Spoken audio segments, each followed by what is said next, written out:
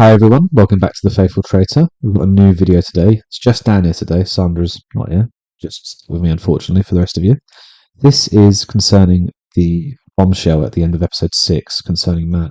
Just play the video on mute in the background just while I talk to start things off. So episode 6 obviously ends with everyone going to the church, into the confessional. Always good to go to confession.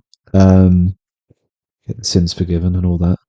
And Matt and Harriet have the opportunity to ask the traitors, obviously they don't know who they are, some questions.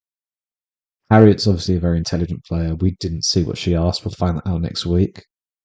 But this is a great twist, I think, going into the church and asking these questions to the traitors. Obviously, like I say, Matthew and Harriet have no idea who they're talking to, and they write down their answers on a bit of paper. But it's a really unique opportunity. It's not happened before, and Matt has taken full advantage of that with his question. I'll let it run a bit. I might even skip this bit. That's just when Rachel and Stephen are talking. And I will do it when Matthew walks in here. And I'll let it run so you can just remember what's going on before I give you my further thoughts. I can get the audio. I am very aware that I am walking into the hornet's nest and my fate is in my hands. I got voted most fair. People trust me.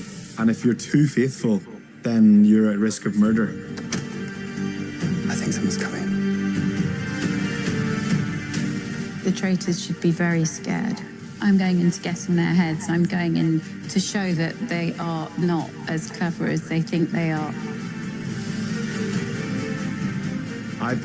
I'll just pause it there. It will be very interesting next week to see, or on Wednesday, to see what Harriet asks them.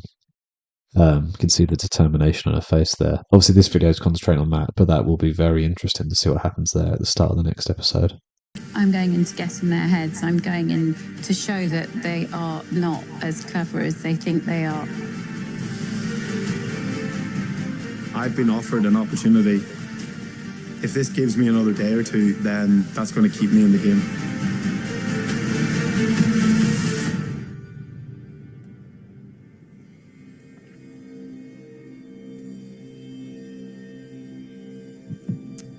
Hello, Traitors.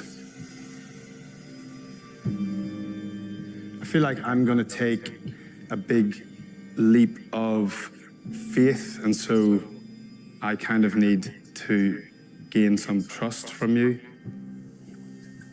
So if I ask questions, I want them to be true.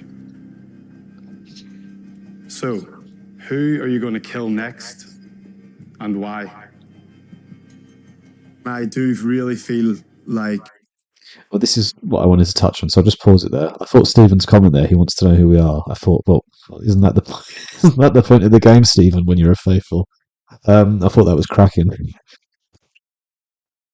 So Matt says here, I've included the subtitles this time, guys. We're making improvements on this channel all the time, this basic channel. I don't think Matt's had any real heat on him until it's like halfway through the process now. When there's 20, 16, 18 of you, and there's a lot of faithfuls that can be murdered at night. So if you're not going to be banished, it's half the threat gone. There's an equal threat every night, but it might be like a 1 in 18 chance, a 1 in 16 chance at the start. Obviously, as the numbers dwindle, that goes down to 1 in 7, 1 in 6, 1 in 5. Your fractional odds are just going up all the time. So he talks here about that he doesn't feel under the threat of murder, so I'll just let it run again. Just go back a few seconds. Who are you going to kill next, and why? I do really feel like I'm under threat of murder, so my only goal here is to just somehow convince the traitors not to murder me. Isn't too easy to say Jessie because she's too faithful.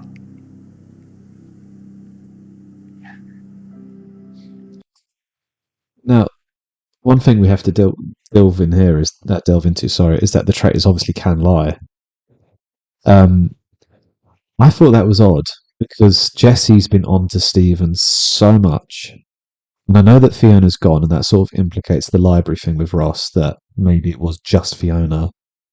But it obviously goes without saying there's no guarantee that there was only one traitor in that room. So I thought that was a bit odd that Stephen agreed to that. I don't know if Rachel and Stephen really thought that through. I don't know if Rachel did it purposely, cunningly. I don't know if Stephen just didn't clock onto it. That I thought was a bit odd.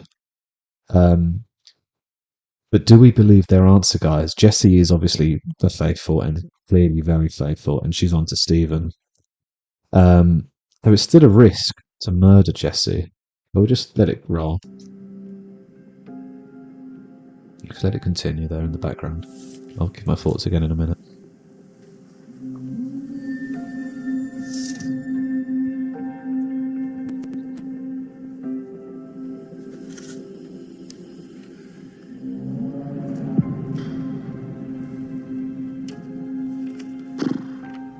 Jesse, under the radar. I agree.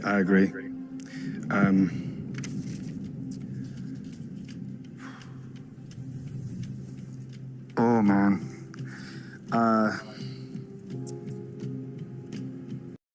So do we actually believe that the traitors are going to do that? I also thought, could they not have just said themselves? Could they not have written Rachel to under the radar or Rachel to cause chaos or something like that? Maybe with the Fiona thing, it's too high risk, so maybe that was a safer choice. But whether or not they do kill Jesse remains to be seen. It could still implicate Stephen, but let's let it run again. My heart's racing. I'm very nervous. I'm not sure if I'm making the right decision, but ultimately, I'm trying to buy myself time. Here's what I want to happen. I'm taking a massive risk here. I want to know that there's some trust. I suspect Claudia will offer you the opportunity to seduce the next time you meet. I want you to turn that down, and I want you to murder Jesse. And then the next time you seduce, you can seduce me. So my question is, do we have a deal?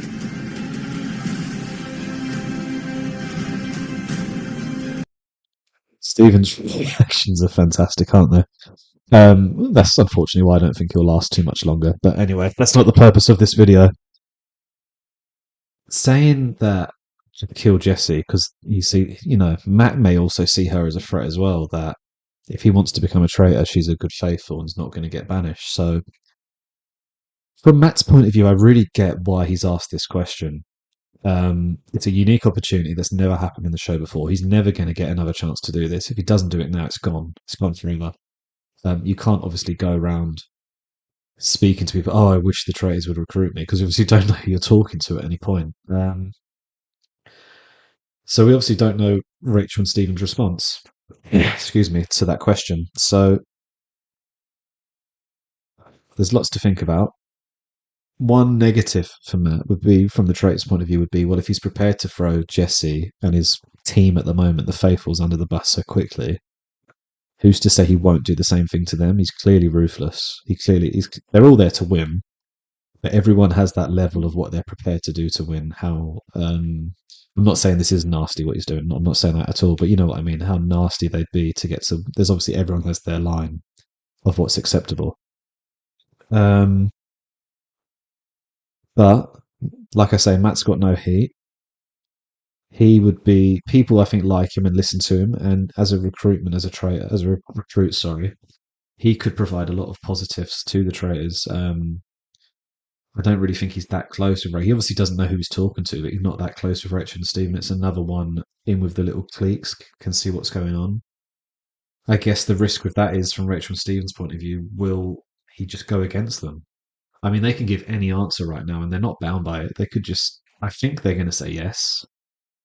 Because if they say no, it doesn't really give Matt any incentive to behave differently. If he knows at some point he's going to change teams, he would obviously change his behaviour. It's a tricky one. If I was I think Rachel's in control with Stephen. She obviously got the better of Fiona, but she clearly wasn't in control of Fiona. How rogue she went. So I think they're going to answer. I'd be shocked if they don't say deal or yes or something like that, or yes contingent on X. Um, yes, we'll make a deal if you do X, Y, or Z. Sorry, just to give you more of an audio visual. Put it back so you can just you just listen to me rambling. There's some footage. Sorry. Subtitles do help when it's on me, obviously. But Rachel's a lot more calm and collected than Stephen, as you can see. That like I said, I think when in that response they'll say yes, but whether or not they actually follow through on that, the game can change over anything. And I really, really don't know if they're going to say yes. I think I'd be inclined to not do it as a traitor, especially if I'm Rachel. Stephen may have a different view because there's been more heat on him. It could be a clear argument at this point now to just recruit Jesse, to do it completely the other way around, to murder Matt and then recruit Jesse. Jesse would have the excuse of being like the library situation that Fiona's gone now, so I think that was it with Ross, and I might have been unfair on Stephen. Fiona going has really helped Stephen's game. Obviously, he was the big winner of the Fiona Rachel spat. I don't know, guys. What do you lot think? Please let us know in the comments and like and subscribe if you like videos like this. It's always great in the sort of midpoints of the series when you're talking about what has happened and what's coming. It's really interesting getting people's perspectives. Obviously, when it's all finished at the end and you're only talking about what's happened, it's still like it's still fun and cool. But the predictions of what old TV shows like Lost and Game of Thrones, what was coming next, it's really really good fun to chat with fellow. Oh, I cut off a bit early there, guys. Sorry. I thought the envelope was going to go through. Oh well. This is a low budget channel. But no, if you did like that, please do. Most important thing is to subscribe so you get more of these stuff. But if, like, subscribe, and comment, that'd be fantastic. Thanks for watching all. Cheers.